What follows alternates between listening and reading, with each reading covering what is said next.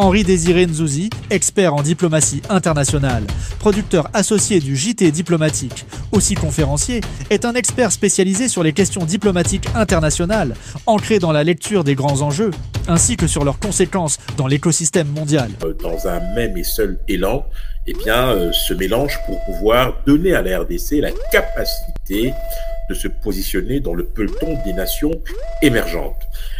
Il s'agissait de faire match. Vous donne rendez-vous pour un décryptage des questions d'actualité et de leurs implications autour des questions de politique internationale occidentale ainsi qu'africaine. S'acquise rapidement ou non, les États européens doivent, compte tenu de la menace russe que je viens de vous décrire, être capables de mieux se défendre. Au sommaire, l'isolement diplomatique du Rwanda, la reprise en main du dossier ukrainien par les Européens, le discours sur l'état de l'Union de Trump, le rapprochement Kinshasa-Washington pour un accès aux minerais critiques, le plan de reconstruction de Gaza par les pays arabes, pour terminer par le Afterwork, inédit, co-organisé par Silicon Village et le Networking.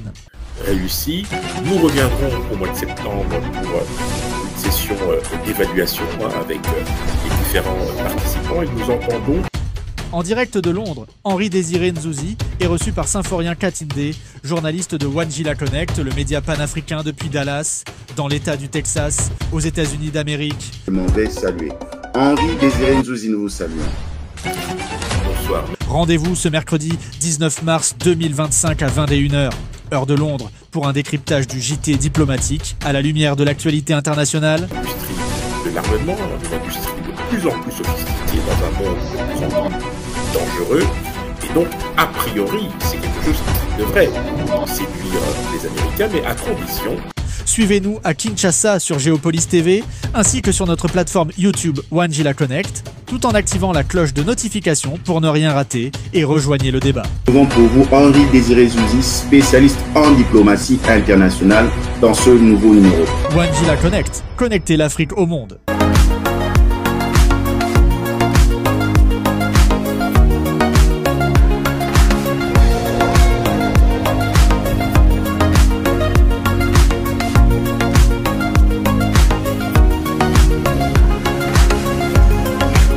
De partout où vous nous suivez, soyez le bienvenu dans votre nouveau numéro de votre magazine, depuis les États-Unis d'Amérique, où nous allons parler d'un tout nouveau sujet.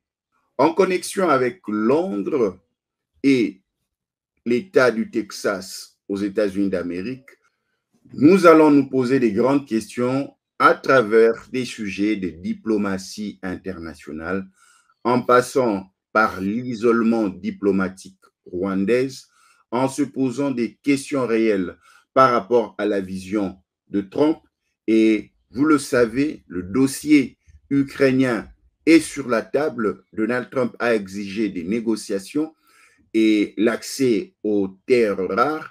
Et vous avez ces grandes questions d'actualité autour de la République démocratique du Congo qui sollicite aussi un partenariat avec les États-Unis d'Amérique. C'est autour de ces grandes questions que nous allons échanger avec notre participant depuis Londres que je m'en vais saluer. Henri-Désiré Nzouzi, nous vous saluons. Bonsoir, merci infiniment de m'accueillir. Henri-Désiré Nzouzi, notre toute première question, pourquoi vous vous retrouvez à Londres actuellement? Écoutez, cela fait quand même plusieurs années maintenant que je viens régulièrement à Londres pour raisons professionnelles. Il n'y a pas si longtemps, j'y étais pour notamment implanter la branche britannique d'une association qui est basée à Bruxelles, African Professionals. Cette fois-ci, je suis venu pour des raisons professionnelles parce que j'avais un certain nombre de médias à rencontrer avec lesquels je suis en train justement de préparer un certain nombre de projets. Et c'est pour cette raison que je me retrouve donc ici. Et c'est donc pour moi un grand plaisir que de pouvoir m'entretenir une fois de plus avec Wandjila. Merci de nous faire l'honneur d'être parmi nous. Merci de nous faire confiance. De partout où vous nous suivez, nous sommes en connexion entre Londres et Dallas, où nous recevons pour vous Henri-Désiré Nzouzi, expert en diplomatie internationale, producteur associé du JT diplomatique, qui se retrouve à Londres pour des raisons professionnelles.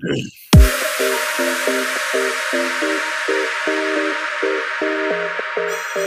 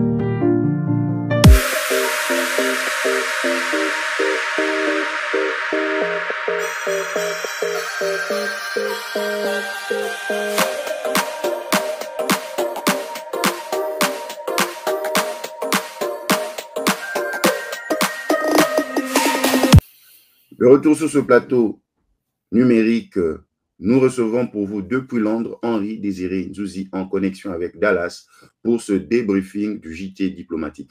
L'arrogance rwandaise commence à atteindre ses limites. Aujourd'hui, on sent le Rwanda de plus en plus isolé sur le plan diplomatique, des retraits des accords et des invectives directement et surtout, pour la première fois, une résolution sanctionnant ou désignant le Rwanda comme agresseur de la République démocratique du Congo au niveau des Nations Unies. Quelles sont vos impressions et vos analyses sur cette question? Alors, il est indéniable que depuis maintenant quelques semaines, on voit très bien que Paul Kagame est dans une fébrilité inhabituelle, lui qui a toujours fait preuve de flegme et de résilience par rapport aux attaques dont il faisait l'objet à l'époque déjà par la communauté internationale. Cette fois-ci, il perd véritablement les pédales.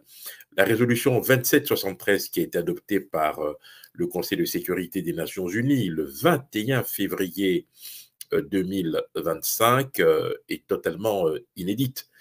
Inédite parce que c'est la première fois effectivement que le Rwanda est nommément cité en tant que pays agresseur, mais aussi parce que cette résolution a véritablement servi de déclencheur de toute une série de réactions à l'international dans lesquelles, évidemment, on a pu voir tour à tour le Royaume-Uni, le Canada, l'Allemagne, la Belgique et la France, dans une certaine mesure, eh bien, prendre leur distance à travers des ruptures en termes d'appui budgétaire, le gel de la coopération, le boycott de certains événements. On voit bien effectivement que M. Paul Kagame est un peu seul en ce moment et malheureusement, cette solitude ne semble pas atténuer son arrogance puisqu'il a aujourd'hui même attaqué la Belgique en des termes extrêmement virulents, traitant notamment la Belgique d'avoir commis des crimes en Afrique pendant la période coloniale.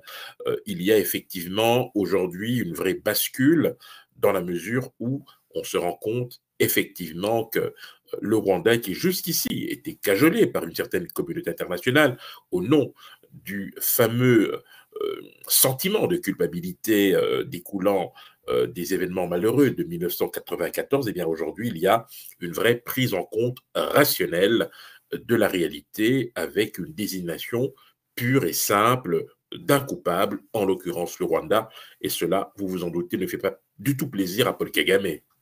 Mais à quoi est due les sorties intempestives du président rwandais insultant les autres? Nous l'avons suivi avec un jeune podcasteur, influenceur australien, libanais, qui se moquait du passé professionnel du président Félix Tshisekedi. Et à l'entendre parler, à chaque fois qu'il fait des sorties médiatiques, ça devient personnel. Et même nous l'avons suivi avec les États-Unis lors des sanctions. Il disait qu'il s'en foutait, après il s'est rebuffé. À quoi est due ces sorties médiatiques? Qu'est-ce qu'il veut prouver, Henri Désiré? Mais avez-vous déjà coupé la queue d'un serpent, cher Symphorien? Si vous coupez la queue d'un serpent, il va se mettre à mordre n'importe quoi sur son passage. Et Paul Kagame est un peu dans cette situation. Il a été complètement dénudé. Il ne sait plus à quel sein se vouer. Il est donc obligé d'être dans une posture offensive. Sauf que personne n'est dupe. Aujourd'hui, on a compris que depuis très longtemps, il se réfugiait derrière une forme de complaisance de la communauté internationale. Aujourd'hui, cette communauté internationale, toute proportion gardée, ouvre les yeux, prend ses responsabilités dans un moment très particulier, il faut bien le dire. Ce qui se passe à l'est de la RDC heurte les bonnes consciences, heurte les principes et les valeurs qui nous réunissent et qui nous lient les uns aux autres. Et donc, il est normal que ceux qui, en temps normal, nous donnent des leçons de morale, eh bien, se ressaisissent et prennent la pleine mesure du drame qui se joue en RDC et qui a un coupable désigné, c'est Paul Kagame. Nous allons à la régie suivre cet élément et nous revenons après. Crise diplomatique entre le Rwanda et la Belgique. Paul Kagame sous pression. Le président rwandais, Paul Kagame, autrefois perçu comme un dirigeant inébranlable, semble vaciller sous le poids des sanctions internationales. Après les États-Unis et l'Union européenne, c'est désormais la Belgique qui adopte des mesures punitives contre Kigali, dénonçant l'implication du Rwanda dans l'agression à l'est de la RDC et son soutien présumé au groupe rebelle M23. En représailles, Kagame a annoncé la suspension des relations diplomatiques avec Bruxelles, accusant la Belgique de soutenir ouvertement Kinshasa. Cette escalade marque un tournant dans les tensions régionales. De partout où vous nous suivez, vous êtes en connexion entre Dallas et Londres où nous recevons pour vous Henri Désiré Nzouzi.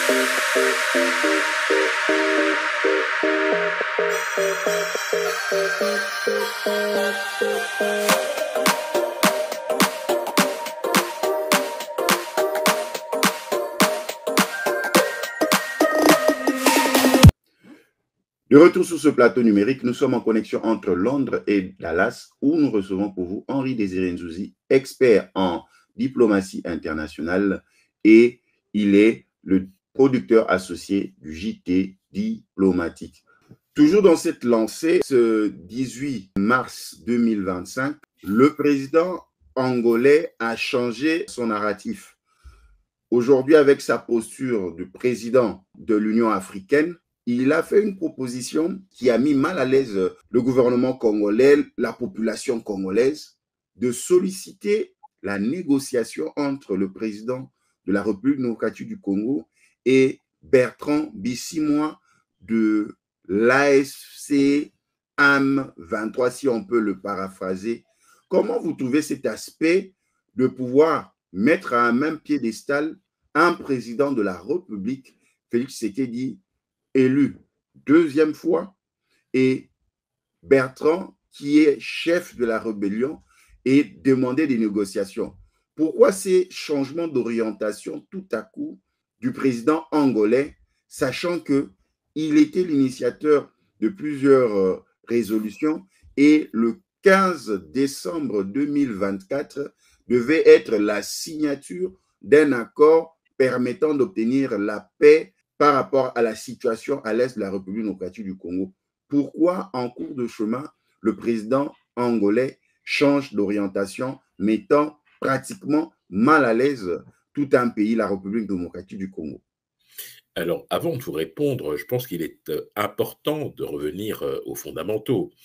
C'est en 2022 que l'Union africaine a désigné l'Angola comme médiateur dans cette crise pour son volet externe, puisque dans l'entretemps, vous l'aurez compris, le processus de Nairobi, piloté jusqu'ici par l'ancien président Uhuru Kenyatta, se focalisait essentiellement sur les groupes armés congolais qui, soit étaient en voie de déposer des armes, ou en tout cas étaient dans cette dynamique. Le processus de Luanda, donc, a vu le jour en 2022 à l'instigation de l'Union africaine, et c'est peu dire que depuis 3 ans, l'Angola a essayé effectivement de pouvoir trouver une solution à la crise qui frappe l'Est de notre pays. Cela a donné lieu, vous vous en souvenez, à la fameuse feuille de route qui n'a jamais été mise en œuvre et qui prévoyait notamment un cessez-le-feu ainsi qu'un retrait du Rwanda déjà à l'époque et du M23 de leur position de manière à pouvoir permettre un retour des populations déplacées. Cela n'a jamais été fait. Vous avez évoqué l'épisode du 15 décembre 2024 où le président rwandais a décidé de ne pas venir. Il n'est pas venu parce qu'en fait, il estimait qu'il n'avait pas suffisamment, disons, d'avantages tactiques sur le terrain, que pour s'engager dans un accord, il fallait donc maintenir une forme de pression. Il faut bien le dire, au moment où il refuse de venir, il sait pertinemment ce qui va advenir de la ville de Goma. La suite, vous la connaissez.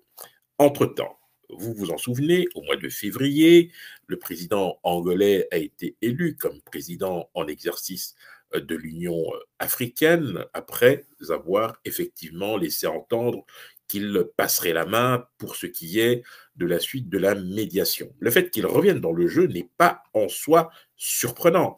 Il a pris ses responsabilités en tant que président de l'Union africaine. Ce qui a un peu surpris les observateurs, c'est l'annonce qu'il a faite après avoir reçu le président de la République démocratique du Congo. Maintenant, si vous le permettez, je pense que nous devons avoir 2 niveaux d'analyse par rapport à cette situation, par rapport à cette annonce. Premier niveau d'analyse que je qualifierais de politico-militaire et qui s'inscrit d'une certaine manière dans le cadre des efforts qui ont été jusqu'ici consentis, notamment par l'Angola, pour essayer de ramener à la table des discussions le Rwanda et la RDC. Ce qui est un peu différent ici, c'est que on parle directement de négociations avec l'AFC M23, avec évidemment en arrière-plan cette fusion des processus, celui de Nairobi et de Luanda, qui mettent en présence d'un côté les groupes armés, vous l'aurez compris, mais pour ce qui est du processus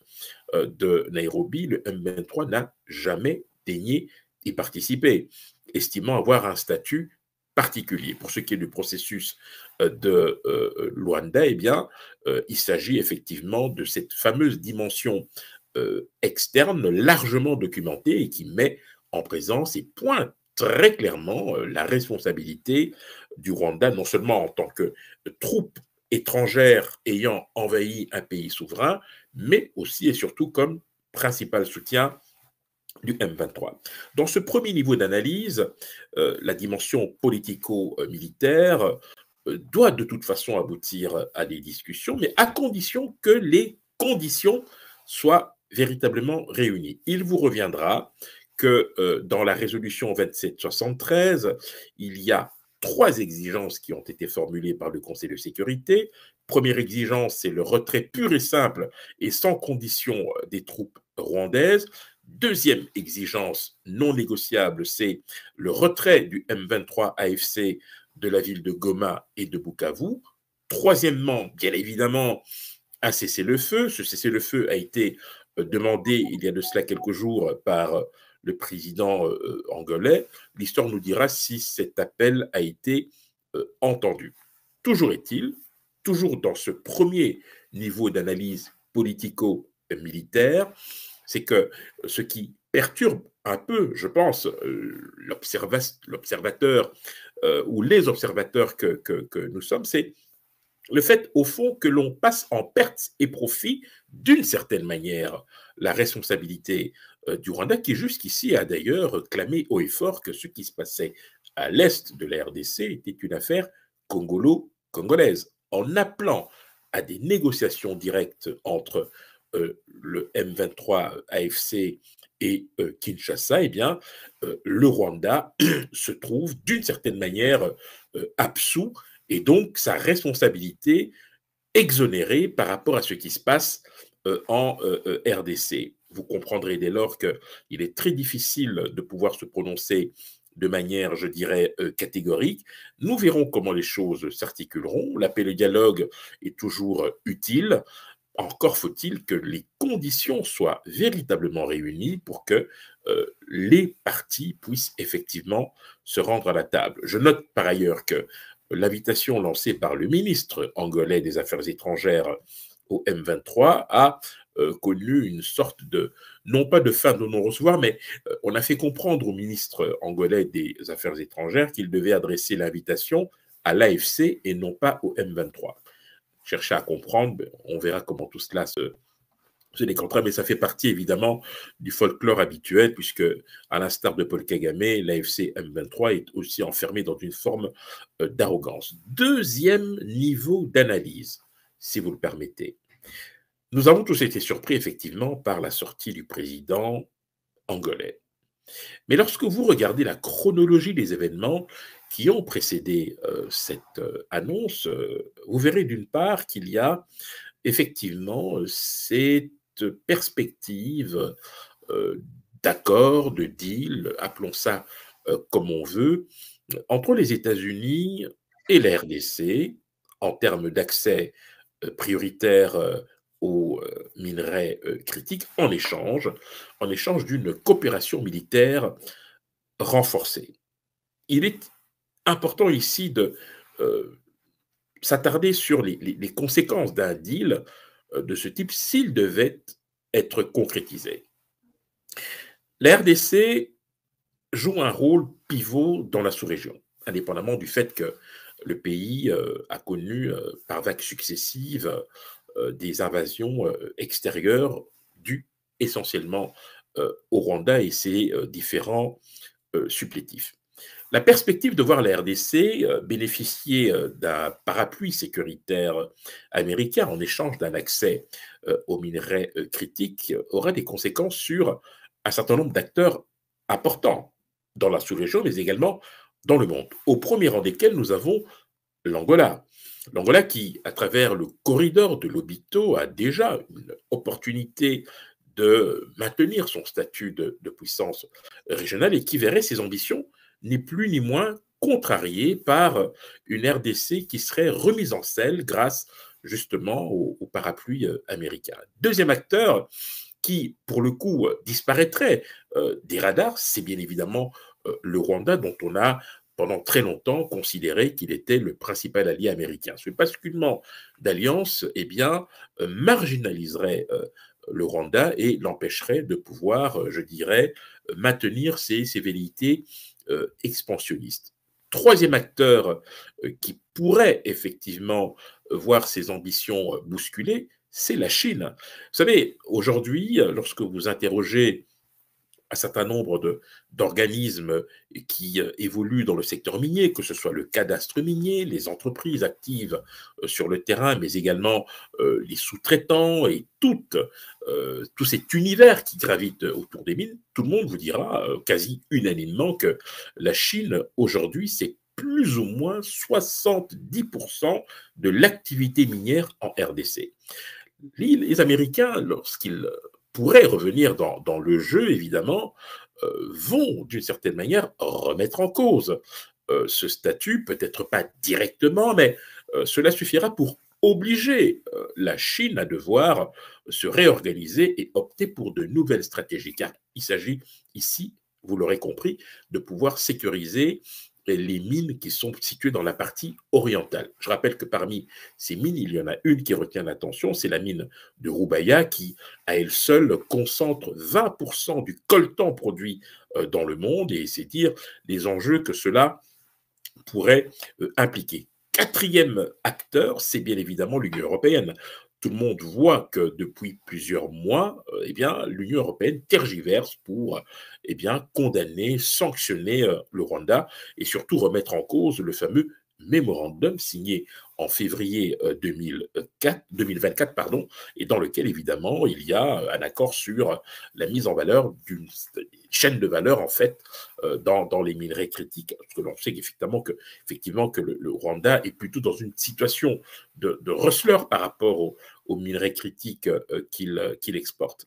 En fait, la sortie de Lorenzo et de l'Angola ressemble curieusement à une manœuvre, c'est le deuxième niveau de lecture que nous pourrons avoir par rapport à cette situation, une manœuvre qui consisterait en fait à détourner l'attention et surtout empêcher la concrétisation d'un tel deal, puisque je viens de vous évoquer, de vous citer les 4 acteurs majeurs qui seraient les principaux perdants d'un tel rapprochement entre les États-Unis et la République démocratique du Congo.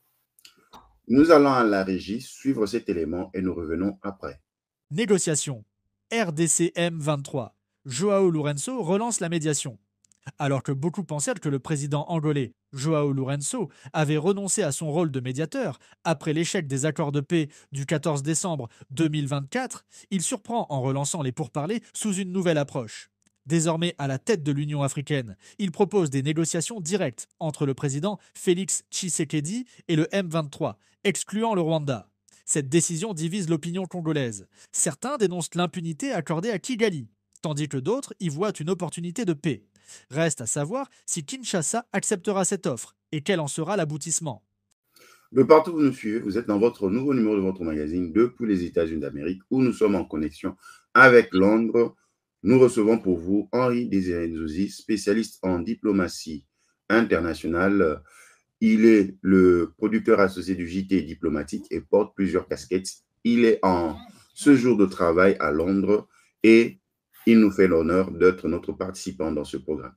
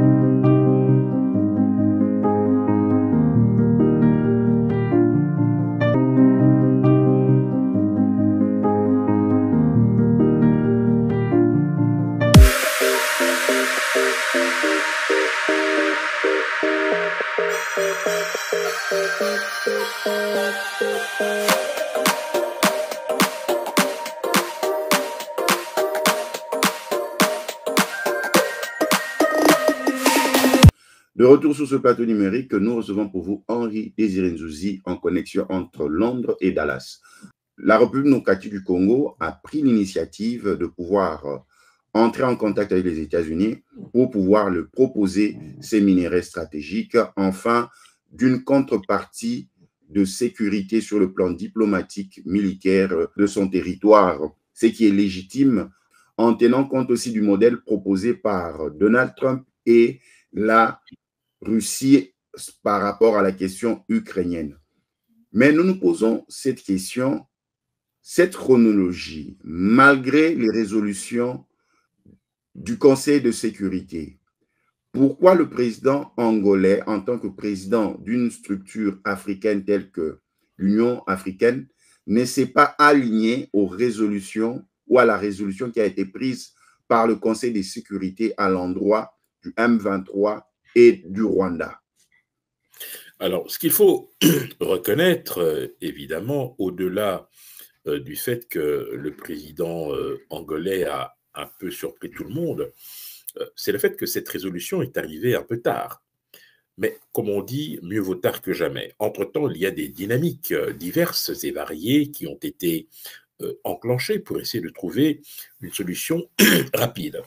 Je rappelle par ailleurs que après ce qui s'est passé le 15 décembre 2024, on a vu en ce début d'année un certain nombre d'initiatives, notamment la fameuse réunion conjointe entre la SADC et la communauté est-africaine en Tanzanie. On a vu ensuite le Conseil de paix et de sécurité de l'Union africaine se réunir et tout cela a finalement abouti à cette résolution 2773. Bref, une séquence diplomatique qui a été en partie rendue possible par le travail remarquable qui a été effectué par notre ministre des Affaires étrangères et par une activité intense des partenaires de la RDC qui ont fini par entendre raison. Et vous comprendrez dès lors que dans cette dynamique, il y avait effectivement des points qui nécessitaient qu'ils soient soit remis au goût du jour ou pouvaient servir de moyen de pression sur les partis en présence. Je pense qu'à ce stade-ci, sous réserve évidemment des positions des uns et des autres, on pense évidemment à la position pardon, de notre gouvernement, mais également des autres partis qui sont appelés à la table des négociations, il faut plutôt s'inscrire dans une dynamique collective. Mais pour cela, il faut utiliser les instruments que nous avons à notre disposition, c'est-à-dire des termes de référence ou tout simplement des outils qui nous permettent effectivement de faire avancer le débat. Je l'ai évoqué tout à l'heure. Cette résolution 2773 pose véritablement les bases de ce qui pourrait ressembler à une sortie de crise si les différents acteurs jouent franc jeu et si on met en place des mécanismes de contrainte qui puissent empêcher telle ou telle partie récalcitrante à ne pas respecter sa part d'engagement. Pour le reste, eh bien, comme je vous l'ai dit, nous devons toujours avoir plusieurs niveaux de lecture par rapport aux éléments que nous avons à notre disposition. Les choses ne sont pas aussi simple. Et je rappelle que dans les relations internationales, quelquefois, ce sont les intentions qui comptent, plus que les actes. Mais lorsque les actes sont posés, il faut en assumer les conséquences. Henri-Désiré Nzouzi, la RDC a proposé de présenter ces minerais aux États-Unis d'Amérique pour un accord permettant la stabilité diplomatique de la République démocratique du Congo, sa sécurité par rapport à ses frontières et redonner une paix à la population, surtout à l'est de la République démocratique du Congo. Comment trouvez-vous cette approche? Et avec Donald Trump, quelle est la démarche que la République démocratique du Congo, par son gouvernement, peut mettre en œuvre pour que cela soit concrétisé sans brader les minéraux de la République démocratique du Congo? Alors, ce qu'il faut d'abord rappeler, c'est d'abord une évidence. La République démocratique du Congo est un État souverain qui souscrit librement à des accords internationaux, ce qui en fait d'ailleurs un acteur de la vie internationale majeur. De ce point de vue-là, le pays souverain, indépendant, peut donc choisir les partenaires avec lesquels il souhaite évoluer dans quelque domaine que ce soit. Ici, l'idée qui a germé dans l'esprit du chef de l'État, c'était de proposer un fameux deal. Il faut comprendre que dans ce type de situation, nous devons d'abord et surtout être attentifs à nos propres intérêts, indépendamment, évidemment, de la situation dans laquelle nous nous trouvons. Il ne s'agit pas de passer d'une dépendance à une autre. Je l'ai évoqué il y a de cela quelques instants. Aujourd'hui, la Chine, c'est à peu près 70% de l'activité minière en République démocratique du Congo. C'est une position de monopole qui en agace plus d'un, au premier rang desquels les Américains et les Occidentaux. Beaucoup ont plaider pour qu'il y ait une forme de rééquilibrage dans la mesure où aujourd'hui la plupart des minerais sont transformés en Chine et certains de ces minerais, notamment rares et critiques, on pense évidemment au coltan, au lithium, à l'étain et à d'autres, eh bien, ont des chaînes de valeur qui ont été mises en place depuis très longtemps en Chine, ce qui n'est pas toujours le cas dans les pays occidentaux, parce que c'est important de le souligner, puisque ces mêmes pays occidentaux se fournissent notamment en Chine pour ce qui est des batteries ou de leurs composants. Les États-Unis, on le sait, ont une appétence pour nos minerais. Ils sont dans la haute technologie, des minerais qui notamment servent notamment à l'industrie de l'armement, une industrie de plus en plus sophistiquée dans un monde de plus en plus dangereux. Et donc, a priori, c'est quelque chose qui devrait séduire les Américains, mais à condition que cela se fasse aussi dans l'intérêt bien compris de la RDC, mais également en tenant compte évidemment du fait que nous ne pouvons pas nous engager dans un tel deal sans prendre des précautions. Ça, c'est la première chose. La deuxième chose, évidemment, c'est que nous devons aussi être attentifs aux intérêts des uns et des autres. Vous avez aujourd'hui une administration Trump qui a fait de ses relations avec les autres États une question quasi commerciale. Nous sommes dans le deal permanent. Ce n'est plus une affaire de relations, c'est une affaire de business. Et malheureusement, à ce petit jeu, il faut bien le dire, c'est celui qui a l'avantage et celui qui dispose d'un rapport de force qui lui est favorable qui peut effectivement dicter ces conditions. C'est pour cette raison que nous devons impérativement être attentifs et examiner les tenants, les aboutissants, qu'est-ce que cela implique et surtout, est-ce que cela peut nous permettre de préserver à la fois notre souveraineté dans ce domaine en nous donnant la capacité de pouvoir jouer pleinement notre rôle dans le concert des nations. Nous allons à la régie suivre cet élément et nous revenons après. Accord minier RDC-USA, une alliance stratégique en vue, Kinshasa et Washington, progresse vers un accord majeur qui pourrait remodeler la géopolitique des minerais stratégiques. L'administration Trump, soucieuse de réduire l'influence chinoise, accueille favorablement la proposition du président Félix Tshisekedi d'un partenariat direct. Cet accord offrirait aux États-Unis un accès privilégié aux ressources congolaises et renforcerait la coopération militaire pour sécuriser l'est du pays. Pour la RDC, diversifier ses partenaires est essentiel afin de contrer le pillage rwandais et empêcher les entreprises américaines d'acheter des minerais via Kigali, accusées de financer la guerre. Cet accord permettrait ainsi de court-circuiter cet intermédiaire et d'assurer une exploitation légitime des ressources nationales. À Washington, des personnalités influentes, comme Marco Rubio et des conseillers proches de Donald Trump, appuient ce projet, y voyant une occasion de contenir la Chine et de stabiliser la région. Cependant, certaines puissances et acteurs régionaux tentent d'empêcher sa concrétisation. L'avenir de cet accord, perçu comme une solution à la crise dans l'Est, dépendra des négociations et de l'évolution des relations entre Kinshasa et Washington. De partout où vous nous suivez, nous sommes en connexion entre Londres et Dallas, où nous recevons pour vous Henri Désiré Zouzi, expert en diplomatie internationale, producteur associé du JT diplomatique, qui se retrouve à Londres pour des raisons professionnelles.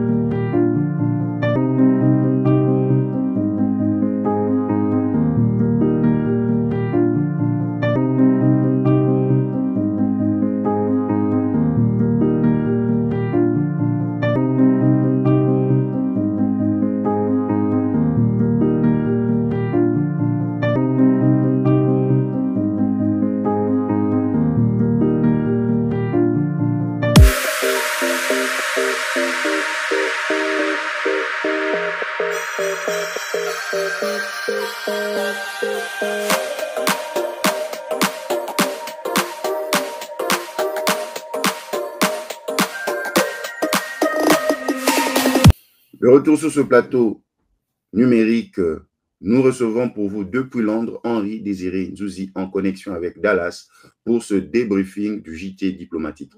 retrait des troupes africaines présentes sur le territoire congolais. Nous avons suivi cette annonce éclat lors du sommet virtuel de la SADC. Qu'est-ce que cela signifie? Est-ce que ce n'est pas répondre favorablement aux revendications du Rwanda dans la négociation avec le M23, les retraits de toutes les autres forces? Pourquoi ce retrait à ce moment si présent? Alors, ici aussi, je pense que nous devons avoir deux niveaux de lecture. Le premier niveau, il est purement militaire. C'est-à-dire que la SADC a tiré les leçons d'une situation, les enseignements d'une situation dans laquelle elle n'était plus en capacité d'agir. Je rappelle qu'aujourd'hui, avec Bukavu et Goma, le Rwanda et ses supplétifs contrôlent la totalité du lac Kivu. À partir de là, tous les efforts qui ont été consentis pour sécuriser cette partie, eh bien, se sont avérés vains. Et à partir de là, il y a eu, bien avant d'ailleurs que cette situation ne survienne, il y avait déjà une volonté de certains acteurs, on pense à la Tanzanie et au Malawi, à se retirer. L'Afrique du Sud a eu également le même débat. Je rappelle que au niveau politique, en Afrique du Sud, la présence de leurs troupes a fait débat dans la mesure où la coalition gouvernementale, je rappelle que l'an dernier, pour la première fois depuis 1994, eh bien, l'ANC n'a pas obtenu la majorité absolue au niveau du Parlement, ce qui l'a contraint à devoir négocier pour former un gouvernement. Et c'est son principal partenaire, hein, l'Alliance des démocrates, qui avait réclamé le retour des troupes sud-africaines après notamment les pertes enregistrées dans le cadre du conflit. Donc il y a eu une évolution sur le terrain qui n'a pas du tout été favorable à la SADC, aux troupes de la SADC, et je pense que cette conclusion semble, je dirais, couler de source à un moment justement où on voit qu'il y a plusieurs dynamiques qui se mettent en place. La résolution 2773 ne demande que le départ des troupes rwandaises et notamment de l'AFC M23. Il n'est nulle part fait mention des troupes amies qui viennent en appui aux efforts de nos forces armées sur le terrain.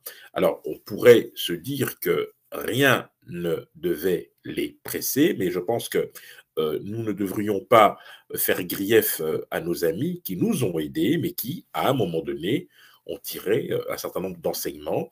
Cela ne nous exonère pas de poursuivre notre relation avec ces différents pays dans le cadre de la SADC, puisque la RDC est l'un des membres les plus éminents de cette organisation. La SADC était déjà venue à notre secours en 1998, je m'en souviens très bien. À l'époque, j'étais au ministère des Affaires étrangères et à l'époque, nous avions la Namibie, le Zimbabwe et l'Angola qui étaient à nos côtés. Depuis un peu plus d'une année et demie, eh bien, c'était l'Afrique du Sud, le Malawi, la Tanzanie, mais également le Burundi. Deuxième niveau de lecture, c'est que il y a véritablement dans la sous-région une volonté d'en finir au plus vite avec cette situation. Peut-être que le retrait de ces troupes de la SADC, au-delà des raisons ou des circonstances dans lesquelles ils s'opèrent, est aussi une manière de rappeler ou en tout cas de placer tous les acteurs devant leurs responsabilités. Union africaine, RDC, Rwanda et autres qui maintenant n'ont plus aucune excuse pour discuter en toute franchise. Si vous dites que c'est une manière de répondre à la préoccupation de Paul Kagame, vous devez être sûr d'une chose, c'est que même si tel était le cas, il ne s'en tirera pas à mon compte, parce que la résolution 2773 est très claire à ce sujet.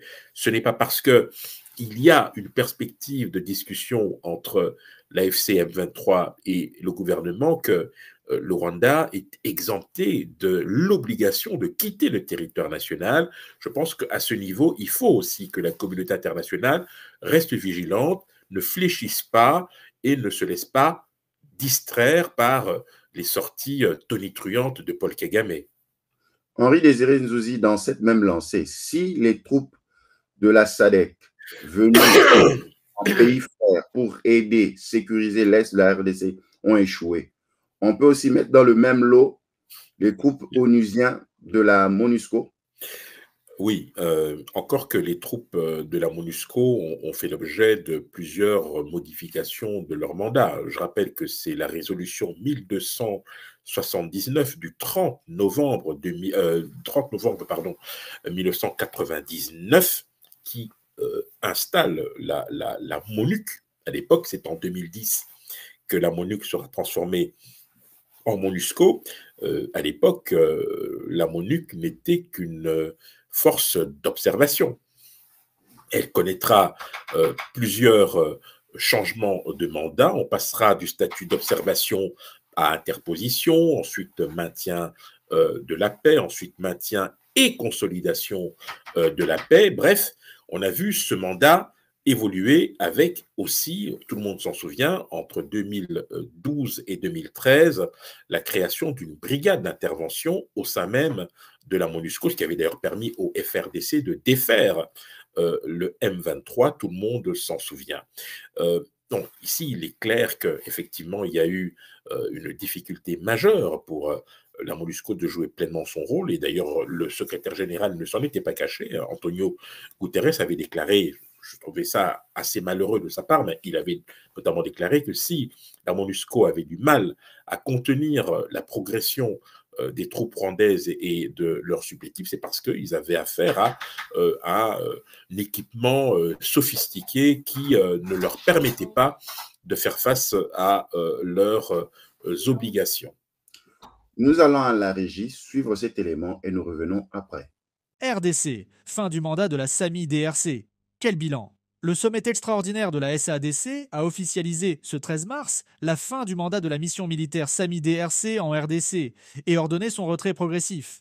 Malgré l'engagement réaffirmé de la SADC à soutenir la souveraineté de la RDC, ce départ interroge sur l'efficacité de cette mission, qui, à l'image de la MONUSCO, n'a pas empêché la prise de Goma et Bukavu par le M23 et l'armée rwandaise. Cette annonce coïncide avec l'initiative angolaise de négociation directe entre Kinshasa et les rebelles, ouvrant un nouveau chapitre où la solution diplomatique semble désormais privilégiée face à l'impasse militaire. De partout où vous nous suivez, vous êtes en connexion entre Londres et Dallas, où nous recevons pour vous Henri Désiré Nzouzi.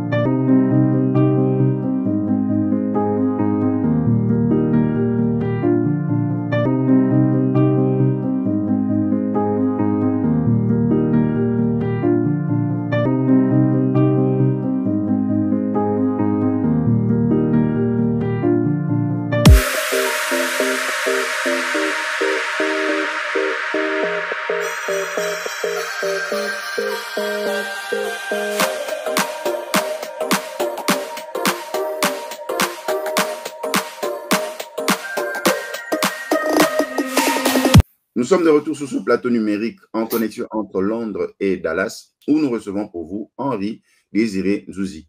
Henri Désiré Nzouzi, nous parlerons maintenant du dossier ukrainien. Vous l'avez suivi, tout le monde l'a suivi, ils étaient surpris.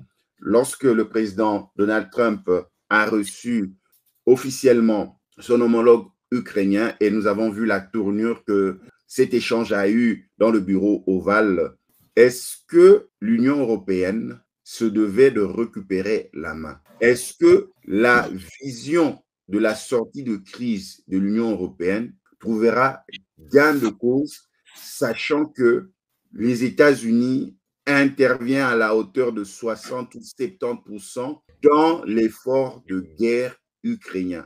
Et sous l'ère Donald Trump, est-ce que ces accords se feront sans l'Union européenne pour une stabilité de l'Ukraine qui propose ce deal, l'accès aux minéraux ukrainiens pour assurer une paix entre la Russie et l'Ukraine?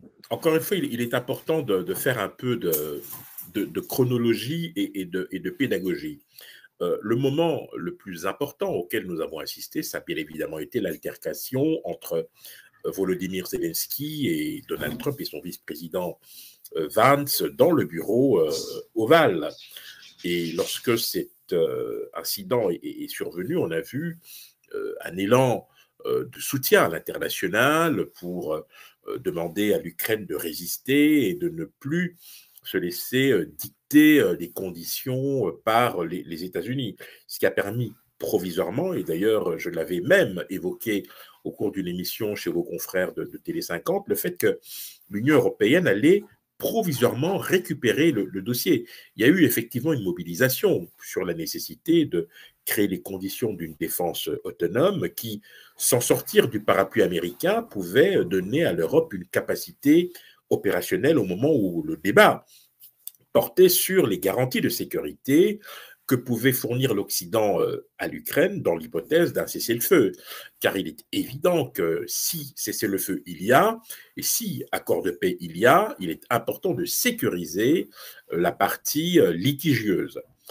Pour autant, il y a effectivement ce deal, et on a vu aussi le président Volodymyr Zelensky, en dépit de cet incident, tendre à nouveau la main malgré la mobilisation du camp occidental, parce qu'entre-temps, vous l'aurez compris, les États-Unis ont décidé tout simplement de négocier avec les Russes, en connaissant par avance les intentions de ces derniers. Et c'est pour cette raison d'ailleurs que le président Poutine s'est empressé de fixer certaines lignes rouges, on les connaît, pas question de voir l'Ukraine adhérer à l'OTAN, pas question de voir des troupes occidentales déployées sur le territoire ukrainien, ce qui constituerait une déclaration de guerre. Mais dans l'entretemps, vous avez toujours cette ambition des États-Unis d'accéder aux fameux terres rares, qui en réalité sont les minerais rares, parce qu'il y a eu un problème de traduction à l'époque lorsqu'on a parlé de ces fameuses terres rares. Il s'agit plutôt de minerais rares que dispose l'Ukraine et qui peuvent effectivement intéresser au premier chef les Américains. Le problème dans cette affaire, c'est la démarche telle que conçue par Trump, dont on connaît l'appétence pour tout ce qui est marchandage et mercantilisme, ce qui laisse évidemment sans voix une Europe qui est beaucoup plus, je dirais, attachée aux valeurs et qui n'a jamais monnayé son soutien à l'Ukraine, ce que semble faire Donald Trump pour essayer de trouver une issue rapide à ce conflit. Le problème, c'est que les Européens risquent d'être relégués au second plan dès lors que vous avez les deux puissances militaires majeures qui s'entendent. Cela risque de se faire au détriment des intérêts bien compris de l'Ukraine et de son peuple, et c'est pour cette raison d'ailleurs que l'Occident, je pense évidemment à l'Union européenne, devrait accélérer son processus d'autonomisation pour pouvoir être en capacité de parler, peut-être pas d'une même voix que les Américains, mais de pouvoir peser sur la suite des événements. Dernière déclaration en date d'Emmanuel Macron, qui a estimé qu'il n'appartenait pas à la Russie d'accepter ou de refuser de manière unilatérale le déploiement de troupes sur le territoire ukrainien. L'Ukraine est un pays souverain qui invite les partenaires qu'il souhaite pour venir l'aider à sécuriser son territoire. Henri-Désiré Nzouzi, au cas où le président russe ne jouait pas franc jeu, demandez encore plus au président Donald Trump. Est-ce que la démarche de Donald Trump ne va pas s'enliser? Parce que déjà, on est en train de sentir Vladimir Poutine en train de surenchérir la situation, monter les enchères et proposer encore plus. Est-ce que carrément Donald Trump ne va pas se rendre compte qu'il est en train de s'enliser par rapport à son approche? Alors, Donald Trump a déjà fait comprendre, sans le dire, qu'il disposait de moyens de pression pour faire plier Moscou. Je lui souhaite bonne chance, parce que s'il y a bien quelqu'un aujourd'hui qui peut véritablement tenir tête à Donald Trump sans aucune difficulté, c'est bien Vladimir Poutine. Et en réalité, Donald Trump est en train de jouer sa crédibilité sur ce dossier. Lui qui aime taper du poing sur la table, se faire passer pour le champion de toute catégorie de la résolution des conflits, sait qu'aujourd'hui, il risque de perdre la face à un Poutine inflexible qui ne lui permettrait pas de concrétiser ses ambitions, notamment en Ukraine. Ce qui remettra bien évidemment en cause le deal qui a été proposé aux Ukrainiens, car je rappelle qu'il n'est pas question pour l'instant, dans le camp russe, de renoncer à toutes les provinces du Donbass, avec évidemment l'idée de créer des zones tampons qui permettraient à la Russie d'avoir un œil sur tout ce qui s'y passera, ce qui d'ailleurs justifie l'hostilité de Moscou de voir des troupes occidentales occuper cette partie du territoire ukrainien. Vous l'aurez compris, il y a véritablement des enjeux que nous ne maîtrisons pas toujours, des enjeux cachés, mais qui, en réalité, nous permettent de nous faire une idée sur le nouveau rapport de force qui est en train de se mettre en place dans ce dossier. Les États-Unis veulent impérativement garder la main sur la gestion de ce dossier, même si cela devait conduire à une marginalisation de l'Europe, qui a toujours été aux côtés de l'Ukraine. L'Europe n'a pas l'intention de se laisser marcher sur les pieds parce qu'il considère qu'un deal entre Poutine et Trump pourrait effectivement être désastreux pour l'Ukraine, c'est-à-dire que ses options fondamentales pourraient être remises en cause et on se retrouverait dans une situation où vous aurez d'un côté l'Ukraine amputée de près de 30% du territoire et de l'autre, eh bien, une Ukraine qui est obligée de céder 50% de ses minerais rares pour bénéficier d'une hypothétique garantie sécuritaire de la part des États-Unis. Nous allons à la régie suivre cet élément et nous revenons après. Courageux, mais ils ont dû utiliser notre armée. Et si vous n'aviez pas notre équipement militaire que vous avez invité, si vous n'aviez pas notre équipement militaire, cette guerre aurait été terminée en 2 semaines. En 3 jours. Je l'ai entendu de Poutine. En 3 jours. C'est peut-être même moins. En 2 semaines. Bien sûr, oui. Ça va être très difficile de faire des affaires comme ça, je vous le dis. Dites merci. J'ai dit de nombreuses fois au peuple américain d'accepter qu'il y ait des désaccords et d'aller régler ces désaccords plutôt que d'essayer de les résoudre dans les médias américains. Quand vous avez tort, nous savons que vous avez tort. Mais vous voyez, je pense que c'est bien pour le peuple américain de voir ce qui se passe ici. Je pense que c'est très important. C'est pourquoi j'ai continué cela si longtemps. Vous devez être reconnaissant de ne pas avoir les voitures. Vous êtes enterrés là-bas. Les gens meurent. Vous manquez de soldats. Écoutez, vous manquez de soldats. Ce serait une sacrée bonne chose. Et puis, ensuite, vous nous dites, je ne veux pas de cessez-le-feu. Je ne veux pas cesser le feu. Je veux y aller et je voulais cela. Écoutez, si vous pouviez obtenir un cessez-le-feu maintenant, je vous dis, prenez-le pour que les balles cessent de voler et que vos hommes cessent de se faire tuer. Nous voulons arrêter la guerre. Mais dites, vous ne voulez pas cesser. Mais je veux cesser les garanties, car vous obtiendrez un cessez-le-feu plus rapidement qu'un diplôme. Demandez à notre peuple ce qu'il pense du cessez-le-feu. Cela ne vous concernait pas. Quoi? Ce n'était pas avec moi. C'était avec un gars nommé Biden qui n'était pas une personne intelligente.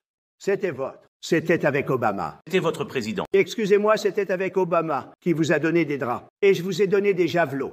Oui, je vous ai donné les javelots pour détruire tous ces chars. Obama vous a donné des draps.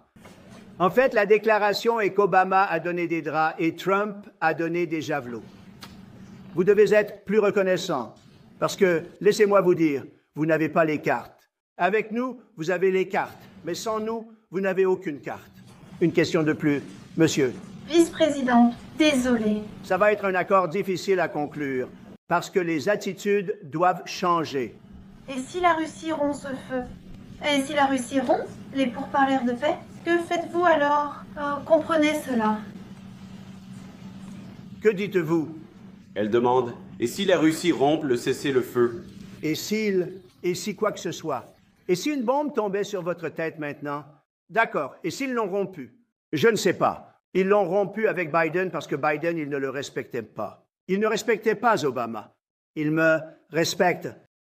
Laissez-moi vous dire, Poutine a traversé un enfer avec moi. Il a traversé une chasse aux sorcières bidons où ils l'ont utilisé. Et Russie. Vous avez déjà entendu parler de cet accord. C'était bidon. C'était bidon. Arnaque de Hunter Biden, Joe Biden, Hillary Clinton, le sournois Adam Schiff. C'était une arnaque des démocrates. Et il a dû traverser ça. Et il l'a traversé. Nous n'avons pas fini en guerre. Et il l'a traversé. Il a été accusé de toutes ces choses. Il n'avait rien à voir avec ça. Ça venait de la salle de bain de Hunter Biden. Ça venait de la chambre de Hunter Biden. C'était dégoûtant. Et puis ils ont dit, oh, l'ordinateur portable de l'enfer a été fabriqué par la Russie. Les 51 agents. Tout cela était une arnaque. Et il a dû supporter ça. Il était accusé de toutes ces choses.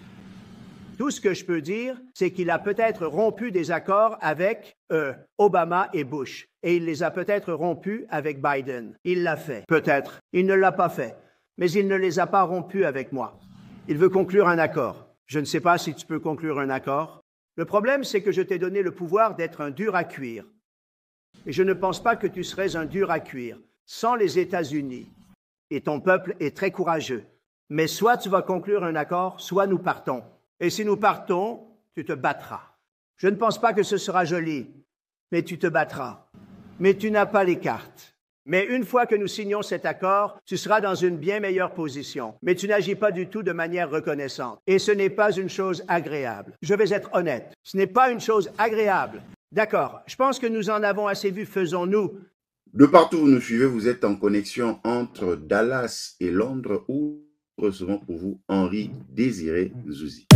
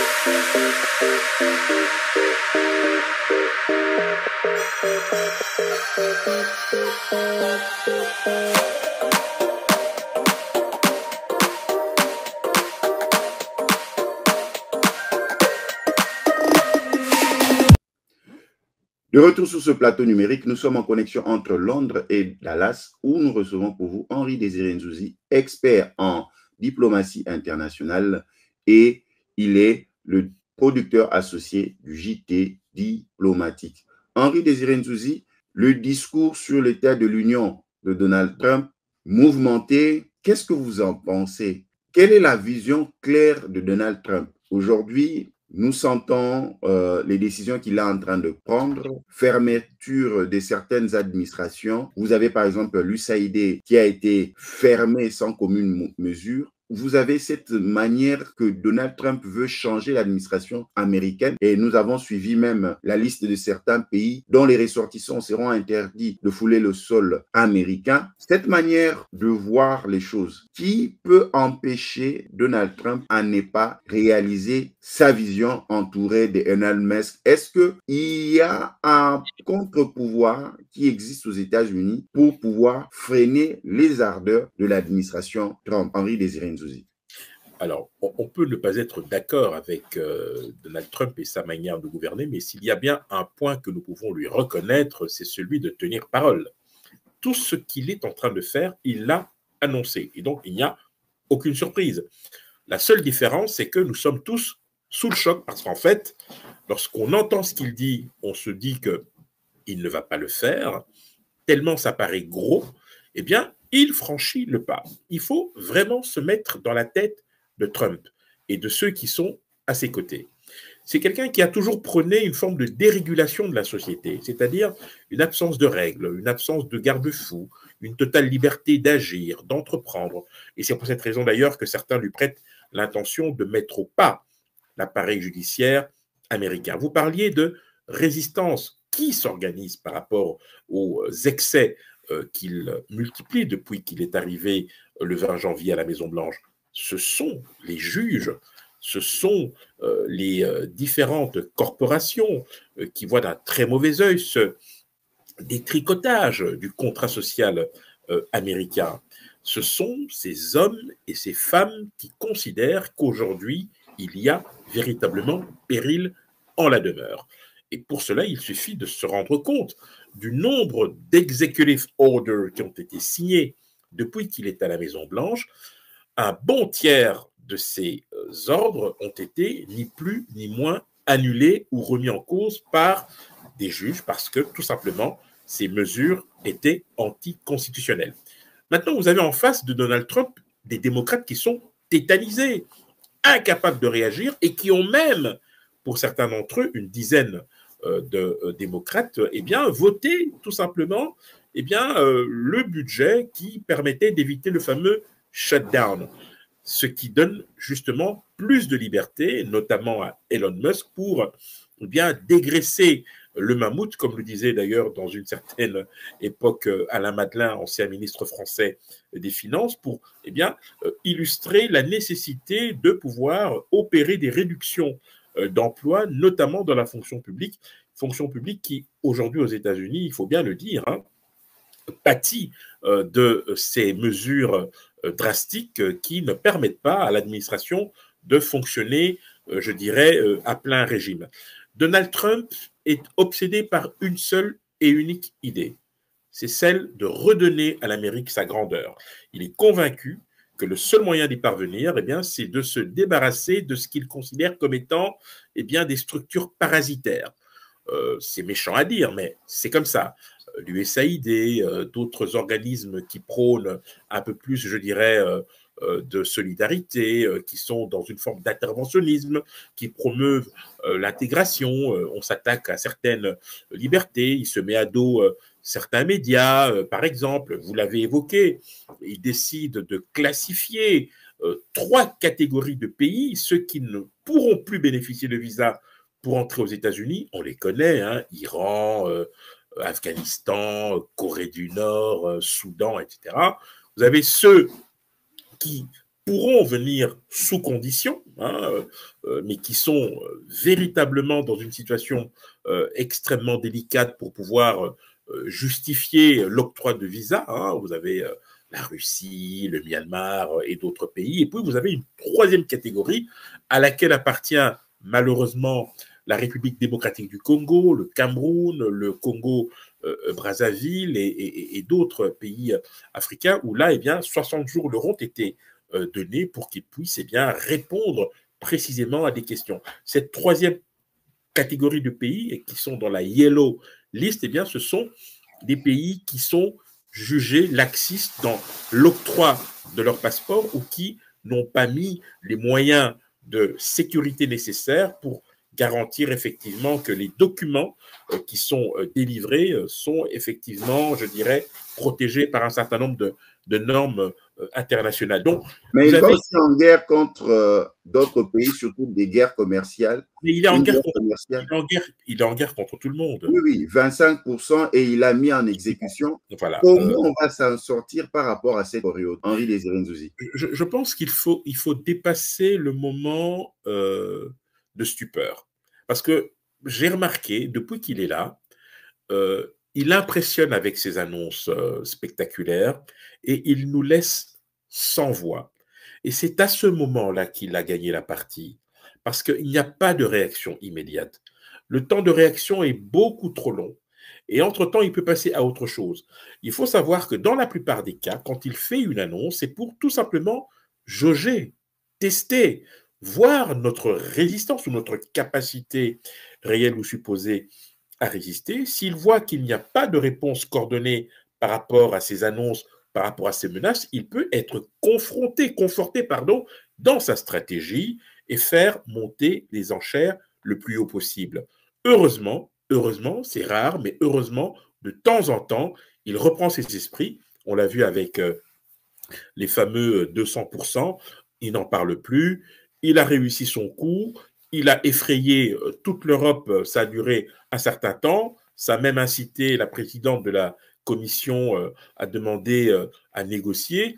Bref, il a obtenu ce qu'il veut. Avec Trump, il faut réagir, il faut répondre du tac au tac, bousculer ses certitudes et ne pas se laisser impressionner par des annonces qui, souvent, il faut bien le dire, ont le mérite de tétaniser ses interlocuteurs.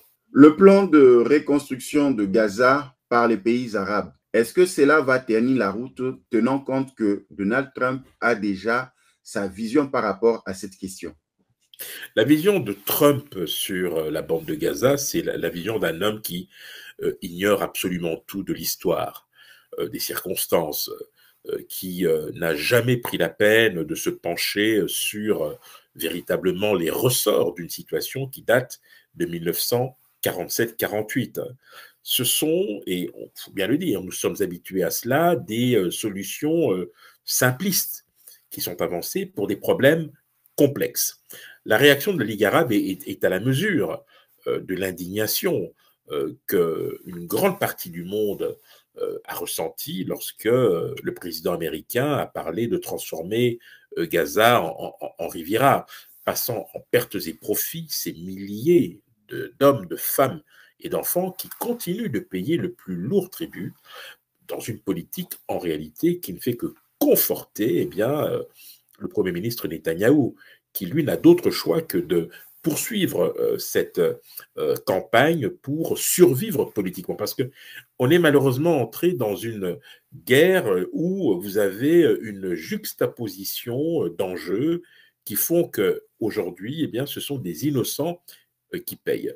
La Ligue arabe a fait front en proposant sa propre solution, en mettant d'ailleurs à la disposition du peuple palestinien un certain nombre de mesures dont elle pourrait bénéficier dans l'hypothèse d'une normalisation. Ce qui est certain, c'est qu'il va falloir que le problème du Hamas soit résolu. Pendant de très longues années, le Hamas était perçu dans le monde arabe, non pas comme un mouvement terroriste, mais comme un mouvement de résistance. Sauf que c'est ce mouvement de résistance, si on doit l'appeler ainsi, qui par ses errements, par ses comportements erratique, a exposé inutilement la population gazaoui aux attaques d'Israël depuis sa réponse évidemment au massacre du 7 octobre 2023. Donc vous comprendrez aisément que dans cette situation, la plupart des pays qui s'étaient engagés notamment dans les fameux accords d'Abraham en 2020, c'était justement